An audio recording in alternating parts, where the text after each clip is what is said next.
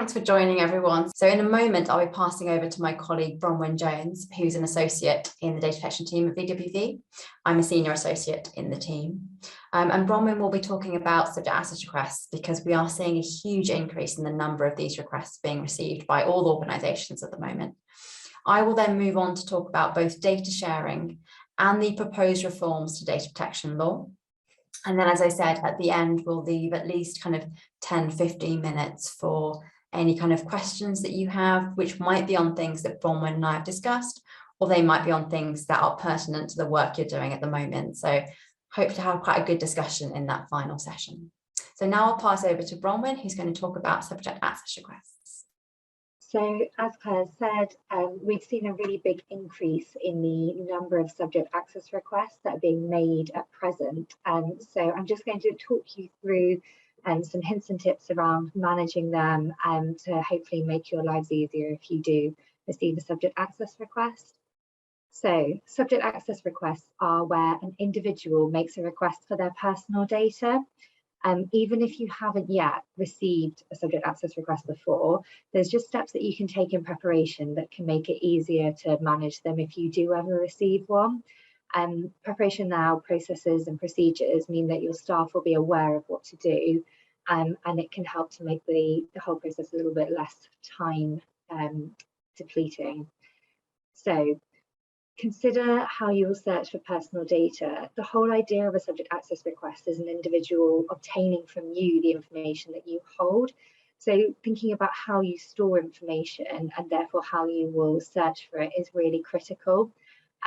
Centralized filing systems can be a very easy way of helping you to obtain the information that you're looking for if you receive a request. So ensuring that emails are filed somewhere centrally rather than just sitting in someone's inbox, which can pile up. I'm sure we've all got inbox mania, and so it can be difficult to pick things out very easily. Having a centralized filing system that's specific to an individual means that you only need to go there to look for something.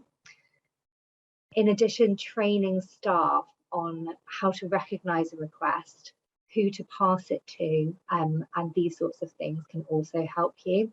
So in particular, how to recognise a request. There's no prescribed way in which an individual needs to make a request. So it doesn't need to be in writing. It doesn't even need to mention the fact that it's a subject access request. It could be made via a social media channel, so a Facebook page, or a Twitter feed or something like that. It could be made over the telephone, or it could even be made in person, just in a passing meeting. So being sure that they can recognise a request for personal data as a valid subject access request and then pass it to the relevant individual is really key, and making sure that you don't miss them by accident. In addition, retention policies, so how long you're keeping information for, staff knowing when it's time to have a clear out of some of their stuff so that you're not holding huge amounts of data on people that you just don't need anymore. That can really help to cut down on the time too. And then the final thing is to think about what will happen when people are on annual leave. So are inboxes being monitored regularly and that kind of thing? If someone makes a request and the person is on annual leave and they don't forward it on to the out of office, that request might be sitting there in someone's inbox for 2 weeks, maybe over the summer holidays, which massively eats into the amount of time that you have to deal with it once they come back and pick it up. So are mailboxes being monitored, or is there a way for the request to be auto forwarded on so that someone can pick that up as well? And the same with sort of trustees and things. If your trustees don't have a business email address, then that can make it difficult to search for the information that they might be holding. So thinking about issuing trustees with email addresses will help there too. So let's say that you do receive a subject access request. What sort of things do you need to be thinking about in the first instance? The first thing to cover off is whether or not you need to ask for ID. So you only need to ask for ID if you're not satisfied that the requester is who they say they are. So if, for example, you received a request from a member of staff and it's come from their staff email address, I think you can be pretty certain that you know who it's come from. And so there's probably no need to go back and ask for ID there. If you received a request from a member of the public, you might want to do a little bit more investigation as to who they are to make sure that it's not come from another individual who's claiming to be someone else and sort of seeking information for nefarious purposes. You don't need to go over the top when you ask for ID. So it's not like with a bank where you need to have your proof of address and your photo and everything, just enough so that you can satisfy yourselves that they are who they say they are. Whilst you're investigating all of this and waiting for the ID, your time limit for response hasn't started to run yet because it's not considered a valid request. So at that point, you aren't calculating your deadline yet.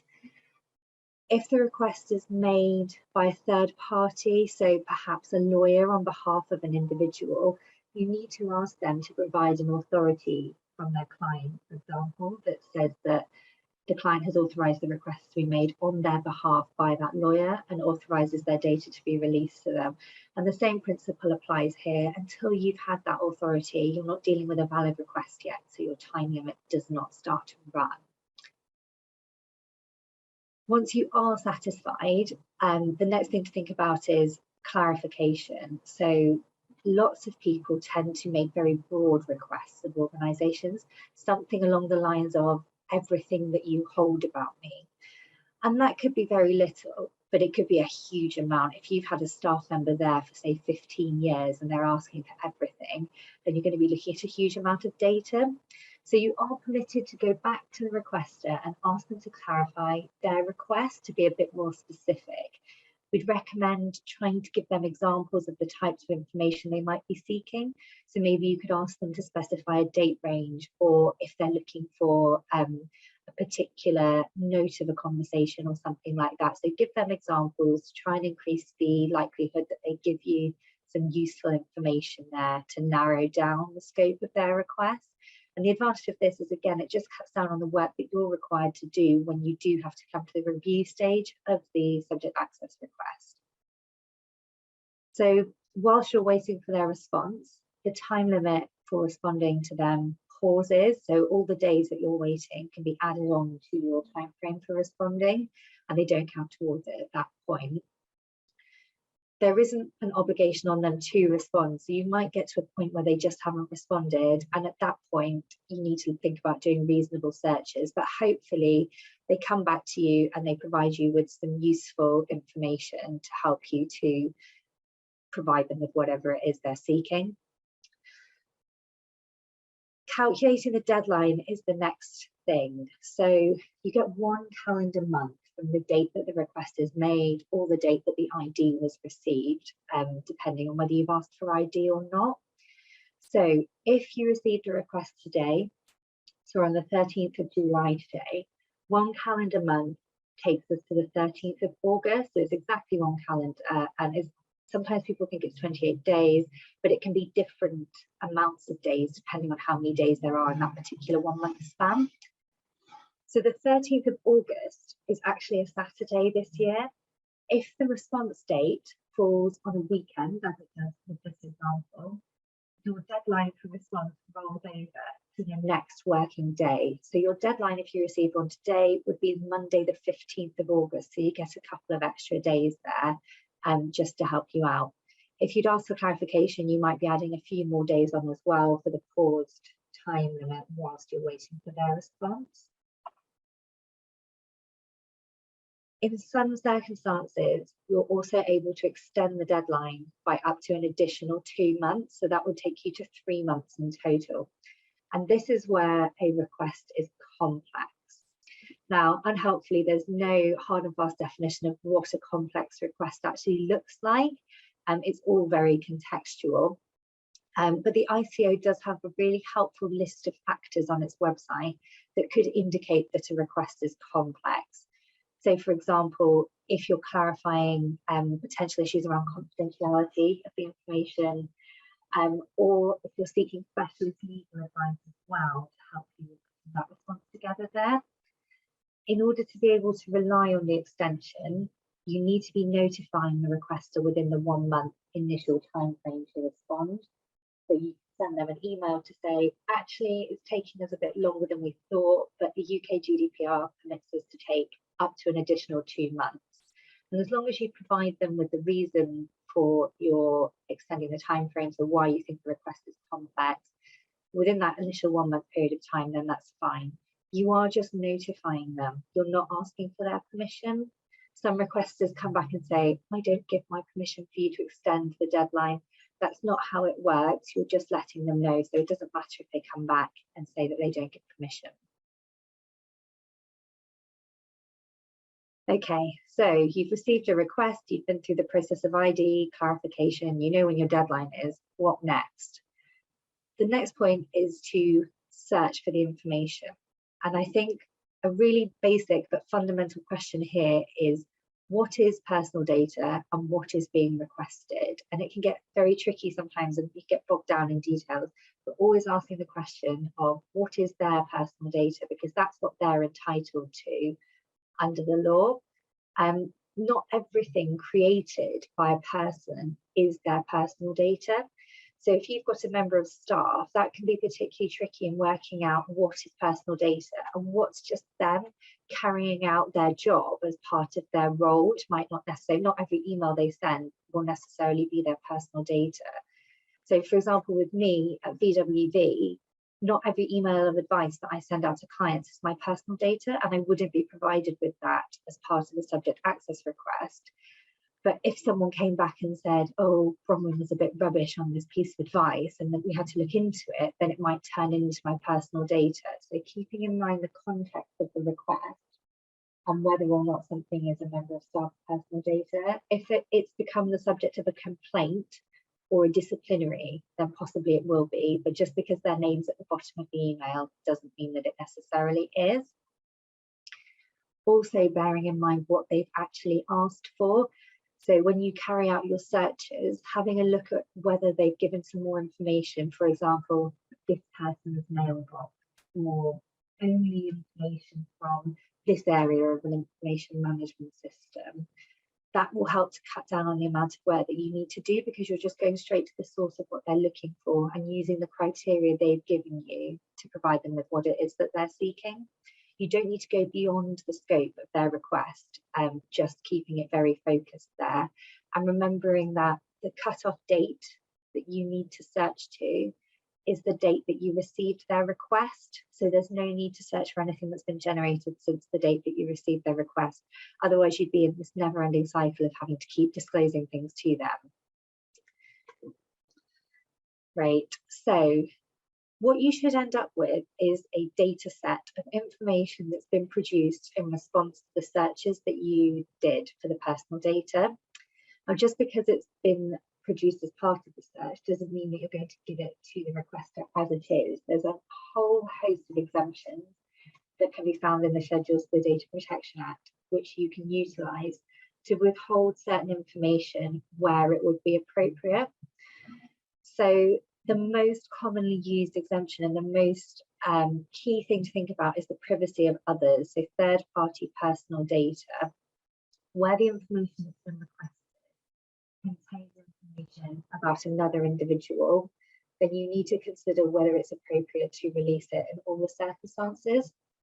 So the rule here is that you don't release information about third parties unless you have their consent or it's reasonable in all the circumstances. With subject access requests, we wouldn't normally recommend going and getting consent from the third parties in most instances. And that's because the context in which they're made is usually relatively sensitive. It's normally a dispute, people have fallen out. And so to even go to the third party and say to them, someone's made a request for your information, is it okay for us to release it to them, could just cause more issues down the line. So what we're looking at here is the second limb there, that is it reasonable in all the circumstances? Considering how much of the information is already known to the requester versus what would be new news to them.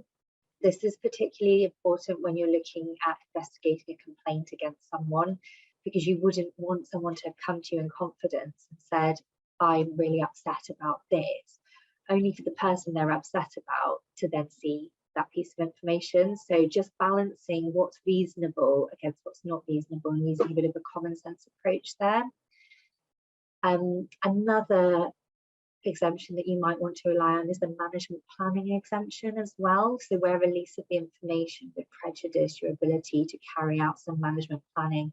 And that would most commonly be used in a sort of reshuffle situation. So if you were looking at reshuffling people's roles around, possible redundancies and things like that, then it might be that people try and circumvent the process by coming to you and asking for their personal data. So management planning exemption is there to try and assist you in being able to carry out what you need to do without people obtaining the information too quickly and it prejudicing the whole process.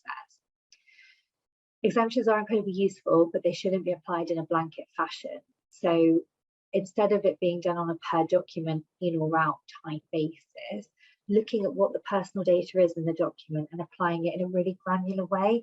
And that's quite a detailed process. So it could even be as much as looking at individual parts of sentences and some of the sentence being disclosed and some of the sentence being exempt. Simply redacting someone's name because it's third-party personal data is not going to be sufficient in a lot of circumstances to properly apply that exemption. For example, if 3 people have fallen out and everyone knows what they've fallen out about, so it's John, Jane and Jill, if you take Jane and Jill's names out of it, because John's made the request, he still knows that him, Jane and Jill have had a big falling out. So just redacting the names isn't sufficient. You might need to take out larger bits of personal data in reliance on the exemption. And it all needs to be looked at on a case-by-case basis, depending on the context that the request has been made in there. Once you've been through and applied all your exemptions, you'll also want to keep a record of which exemption you've relied on for each piece of personal data. This can be helpful if someone makes a complaint to the ICO, because you can then produce your log of what you did and why, and your explanations for certain exemptions, your balancing exercise for your mixed personal data exemption. And that can help you to defend a position if an individual thinks that you haven't provided them with what they're entitled to. You may also want to consider using the extraction technique to take personal data out of original documents.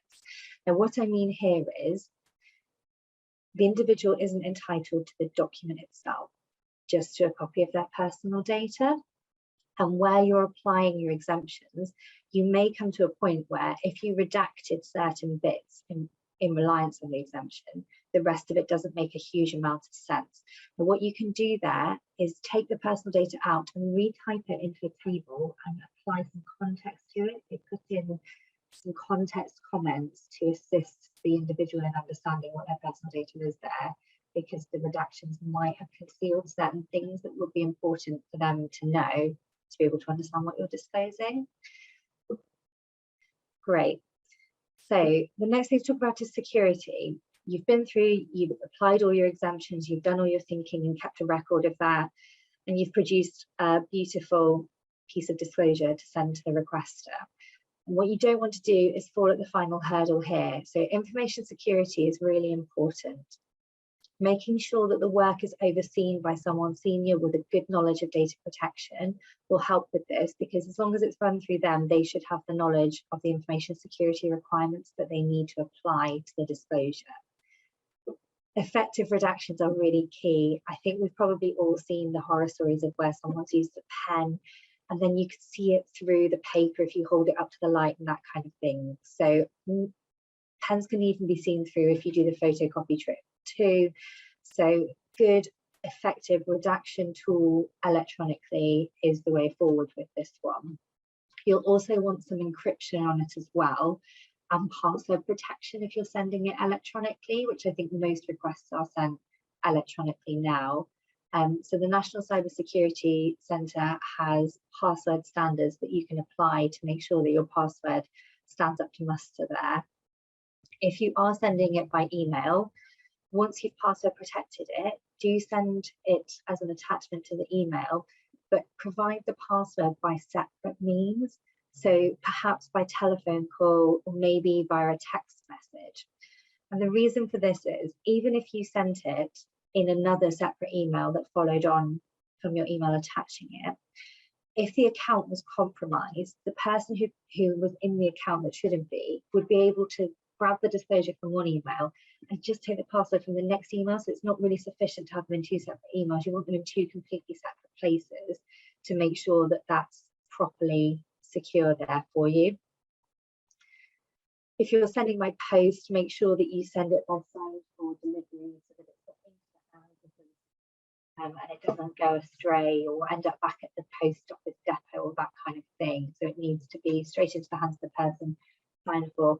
Courier would be best because then it's absolutely guaranteed there to go where it's supposed to go. And that was everything from me. So I will pass over to Claire now to take you through the rest.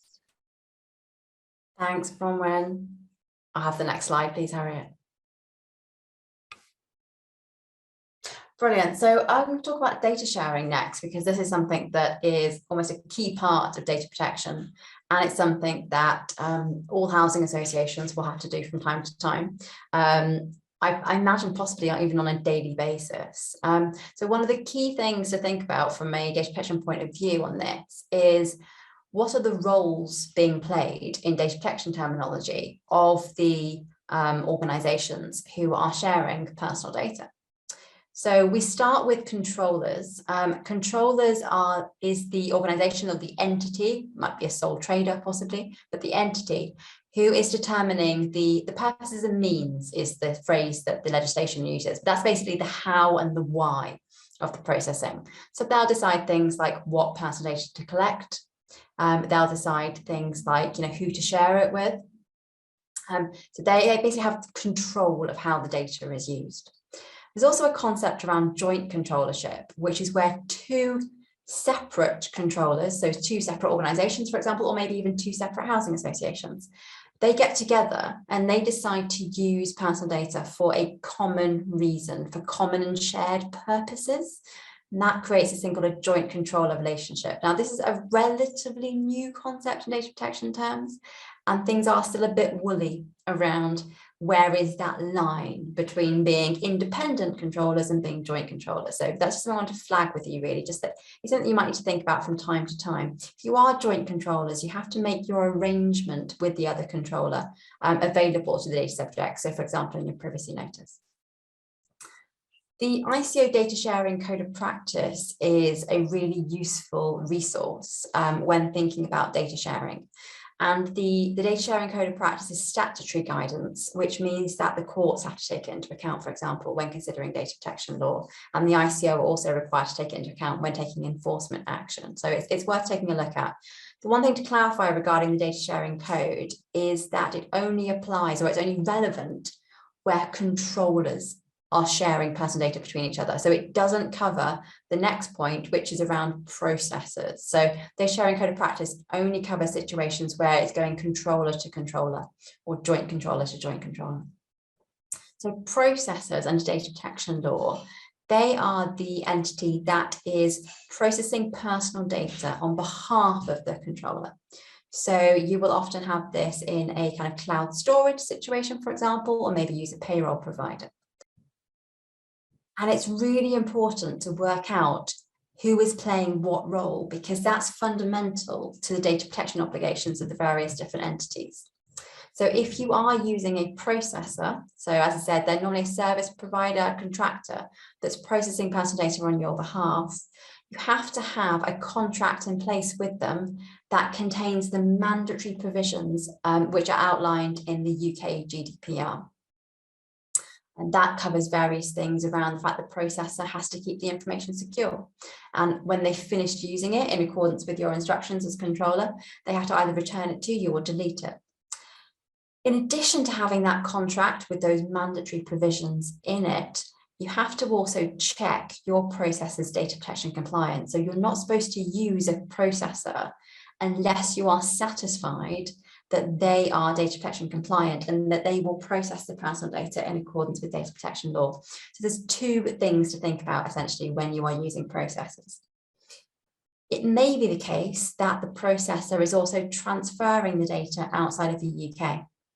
That's what's called a restricted transfer or an international transfer. And I'll be talking about those a bit later. But this processor thing really is key because in my experience, all organisations, and I would imagine certainly all housing associations, are going to be using processors in some way or another. And one of the key things for all of your staff to know is that this is something that they need to think about, or they need to raise it with the data protection lead at your association. Because sometimes we find that staff will just sign up to an online service, not realise that there are data protection implications of doing so because the online service is a processor, and therefore these things, these mandatory provisions and these checks, they get missed when everyone's so busy and not necessarily thinking about data protection all of the time. So do make sure that your staff know that before signing up to a service, particularly one where you're going to be sharing personal data, they need to speak to the data protection lead so that the data protection lead, data protection officer, can do those checks to make sure everything's in line with the UK GDPR.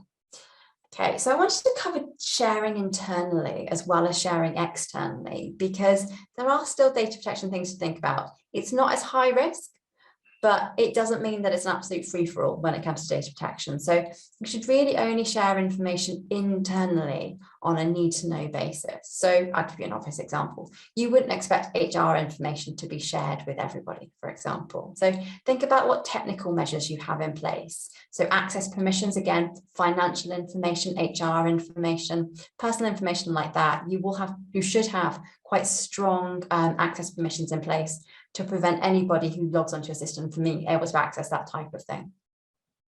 Seniority doesn't give an automatic right to information. So just because somebody is the manager doesn't mean that they're entitled to see all of the personal data on all of their employees, for example. So do kind of bear that in mind, that there are, as I said, it's not a free-for-all, even though it's internal, but the risks are probably lower.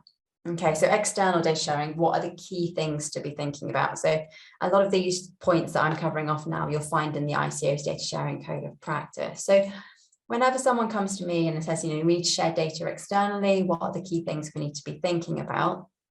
First thing I say is get really clear on your objective for sharing the data, because everything else will hang from that objective. So get really clear on why you want to share the data. Once you've worked that out, then establish what is the minimum amount of personal data that you can share to meet that objective. And also ask yourself, actually, can we meet our objective without sharing any personal data at all? Is that something that would be possible? So it's called the data minimization principle under GDPR. And it's just about working out what is the minimum amount of information about people, personal data, that you can share and still fulfill your objective. Other things to think about, kind of the nuts and bolts of data protection law. So what is your lawful basis under the UK GDPR? There are 6 lawful bases in total under Article 6. So it's quite easy to remember. 6 lawful bases under Article 6. One of those is consent, but there are 5 others, and there is no hierarchy. No lawful basis under Article 6 is any better or worse than any of the others. It's not as though consent is the, that's the gold standard or anything like that. You can choose whichever lawful basis is most appropriate. So we're talking about consent, legitimate interests, which is where you have to do a balancing test, where it's kind of your legitimate interest in using the data versus the individual's rights and freedoms. Then we've got public task. So if you are doing something which is part of a kind of public authority, public task, or there's something in the law which gives you kind of a function and you're doing that and using personal data for that reason, public task could be relevant there. Then we've got legal obligation. And then we've got vital interests as well. And then the final one to cover off is contract. So if you need to use personal data to fulfill your contractual obligations with someone, maybe an employee, then contract might be a lawful basis there. And those lawful bases, they must be covered off in your privacy notice, which is the document that you give to data subjects, so the individuals, about how they're using their data. Now, if you're using something called special category data, which is more sensitive data. So it would include information about health, political views, religious views, trade union membership, that kind of thing. There's a list. You need a condition for processing that as well. So when we're thinking about sharing data, so we're processing the personal data for a new reason, we need to make sure that we have a lawful basis under the GDPR for doing that sharing. And if it's special category data, make sure we've got a condition as well for that data sharing. And I've mentioned privacy notices already, but it really is absolutely key to make sure that the reason you want to share the data and the lawful basis for doing so is included in your privacy notice. So be transparent with people. One of the things we are finding these days is that people are making more and more complaints about data protection. And one of the main kind of things that you can have in place to help you if that happens is being able to point to the fact that the data sharing, that maybe they're complaining about, was outlined in your privacy notice and that you were transparent with them. And remember, you have to provide the individuals with a privacy notice. You can't just put it on your website and hope they see it. You actually actively have to communicate it. Now, that might be just actively communicating a link to where they can find it on your website. There needs to be something active. There is an exemption. If you get the personal data from a third party, there is an exemption that if it's impossible or would involve disproportionate effort, you don't have to provide it, but that's a high threshold. So in most cases, you do have to provide that privacy notice to people. And the final point on this slide is security. So this is the high risk area of data protection compliance. And a lot of data breaches that we see do happen when personal data was, for example, sent to the wrong email address, or the wrong attachment was sent. So it was the right email address, but it was the wrong information that was sent. So security really is key, because data breaches can take an awful lot of time and energy to deal with, and there can become quite serious consequences depending on how bad the breach was, around people making legal claims, for example, for distress and damage caused by the breach. So that really is the thing that you need to be thinking about, and that should be embedded in your staff training as well, the importance of security. So, think about what you've got in place around an information security policy and information security guidance for staff on doing things like, double checking email addresses, double checking attachments, and also think about what technical measures you can put in place as well around security regarding data sharing. So encryption, for example, is something that's actually specifically mentioned in the UK GDPR as a possible appropriate measure to take. Then other things, I come back to emails again, because it's just such a frequent a breach issue that we see. Can you put technical measures in place regarding a pop-up box that makes the person double check and click to confirm that they've checked the email address of the person they're sending the email to? You could have something like, I think you can build in pauses sometimes, so the email doesn't get sent immediately, goes into an out tray first, so people can change their mind. So a lot of data breaches we find is that the person instantly realizes they've sent it to the wrong person, but it's too late. So you've got a bit of a lag built in that could be quite helpful, possibly. So do kind of creatively think about what technical and organizational measures you can put in place to safeguard data when it's being shared externally as well. Okay, so I mentioned international transfers a moment ago when we were talking about processors, and it might be the case that it's your processor that's doing the international transfer, in which case you need to check that they are doing it compliantly. But it might be you that's doing the international transfer. So essentially, and I could do a whole webinar on international transfer, so this is a bit of a whistle-stop tool. When you share personal data outside of the UK, you need to be able to point to one of three things. Either the country that you're sharing the personal data with has what's called an adequacy decision or adequacy finding. And this is essentially that the UK government has said that that country has adequate data protection laws. So the data protection, the personal data will remain protected when it's shared with someone in that country. Now, the good news is all of the European Economic Area, which is the EU plus Norway, Iceland, and Liechtenstein, have adequacy decisions. And then there's about a dozen other countries as well that have adequacy decisions, including the Channel Islands, including New Zealand, including Argentina. So there are quite a few.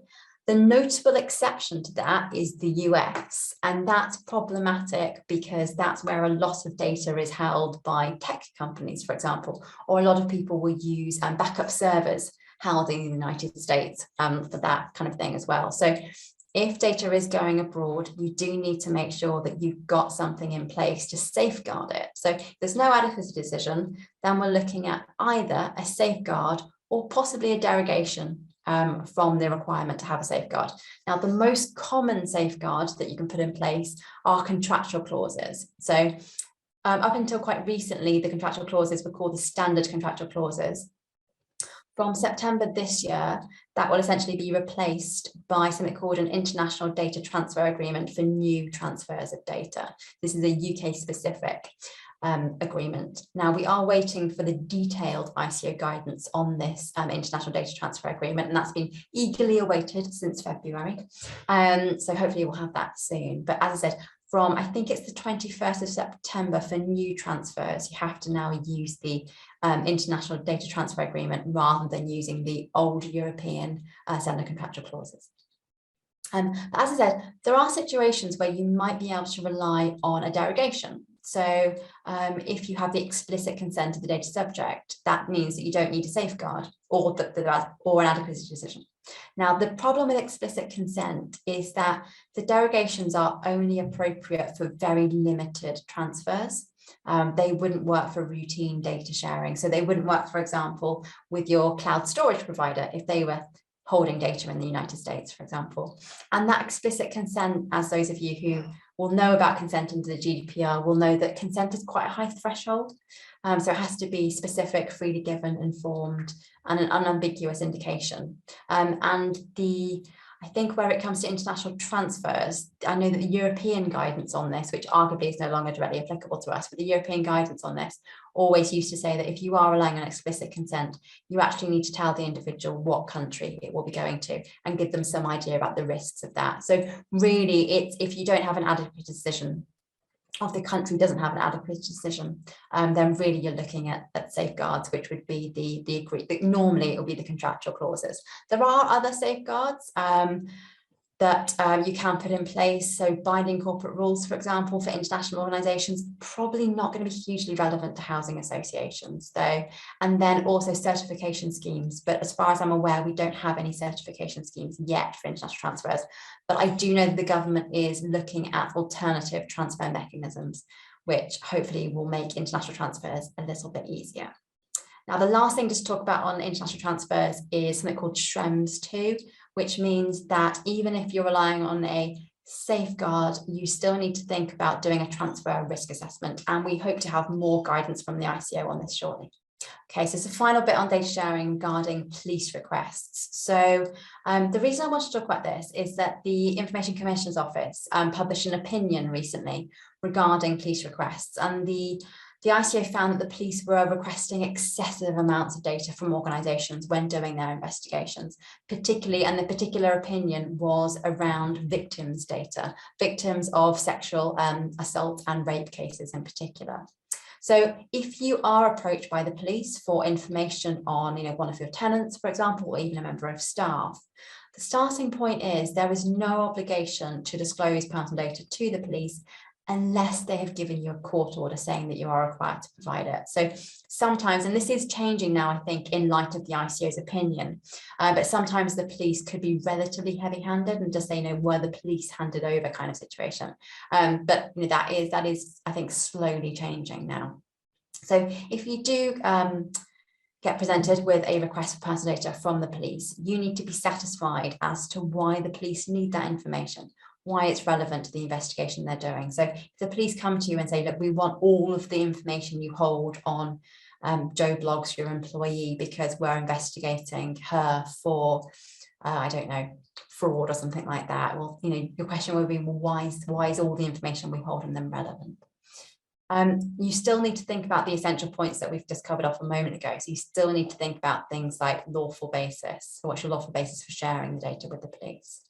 The police are normally will present you with a completed form that covers off kind of why they need the information, what they think the lawful basis is for sharing it with them, and that kind of thing. And that should normally be signed by someone of sufficient seniority at the police force as well. So if they don't already provide you with it, do ask them for a copy of their kind of official form for request for information. But as I said, even if they provide you with that form and it's perfectly completed and they're only asking for a little bit of data, strictly speaking, it's still voluntary for you to provide them with that data unless there's a court order in place.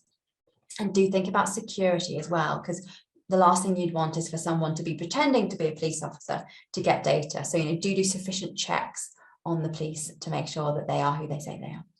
And then just final couple of kind of top tips on police requests. But as I said, this is one of those complicated things that, if you want to pick up the phone to us, that would be absolutely fine. So should you inform the affected data subject? So often this is a question that you need to ask the police, because you wouldn't want to tip anybody off that the police are investigating them and prejudice the police's investigation.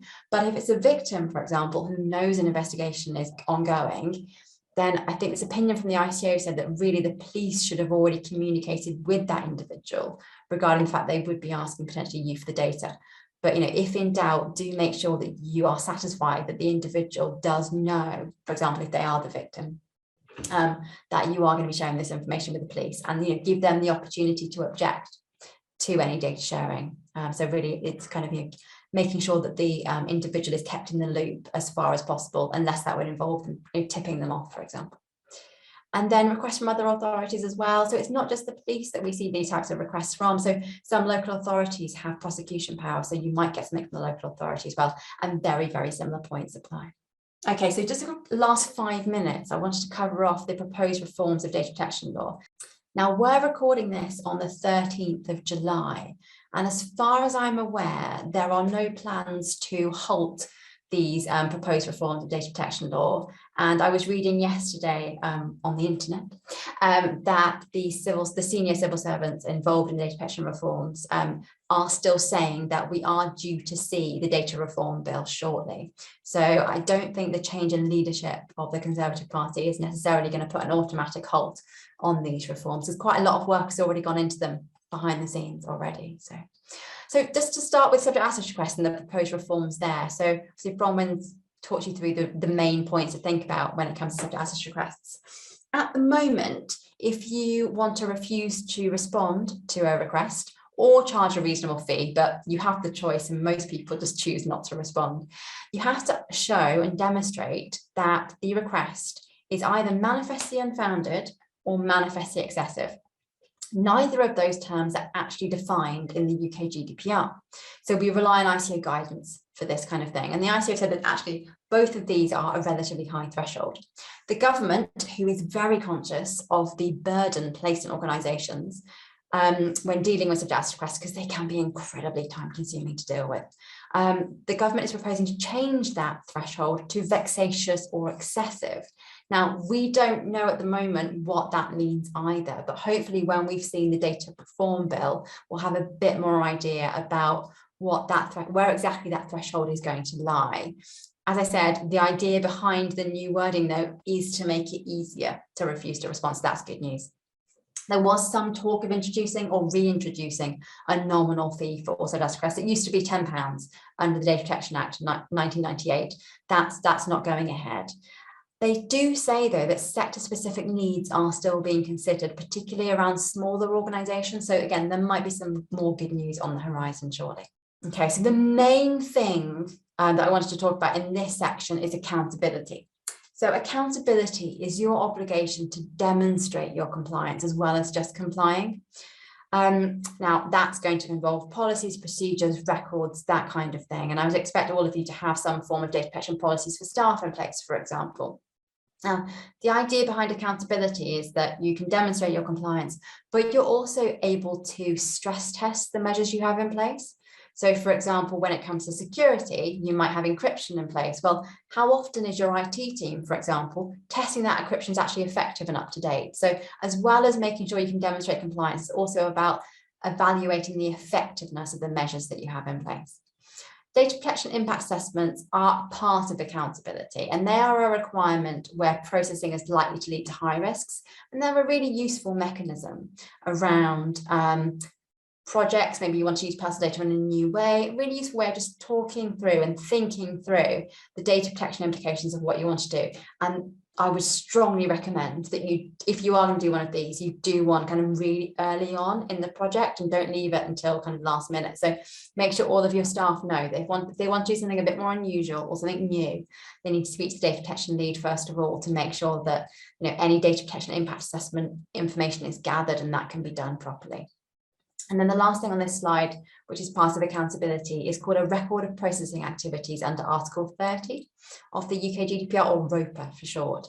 This is essentially an inventory of the data that you hold with certain information about it, such as how it's being kept secure, what data subjects, what categories of data subjects you're holding data about, your lawful basis and that type of thing. So again, that was quite a big thing that people did back in 2018 when the GDPR came in. So accountability, quite a high threshold at the moment to comply with it, but it really is such a key part of data protection law. And the ICO have some useful guidance called the accountability framework, which you might want to look at. Just a kind of a one thing on the accountability framework is that there is no kind of black and white way of complying with the accountability requirement. And the ICO are very clear on the fact that it's not a tick box exercise, and how you comply is very much up to you. So a lot of the things in the accountability framework are ICO suggestions of how you might comply rather than this is how you must do it. So in terms of the reforms of the accountability framework, the government have said that they want to make it less prescriptive and even more risk-based.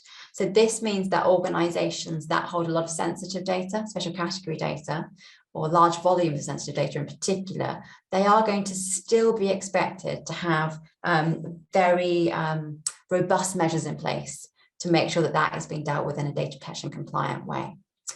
The government is removing the requirement for DPIAs and ROPAs, the two things I just mentioned. However, they're not going entirely. They're kind of just being a bit, they're being made more flexible, essentially. So the government, as I said, they want to make things more flexible and risk-based. So regarding data protection impact assessments, whilst that particular term is going, the government is clear that you will still be required to assess, mitigate risks around the processing of data. And the government as well reassure everybody that doing a DPIA will remain a good way of, complying with the new law. So I know a lot of organisations were worried that they put all this time over the last 4 years into kind of coming up with a really great procedure for doing things like DPIAs.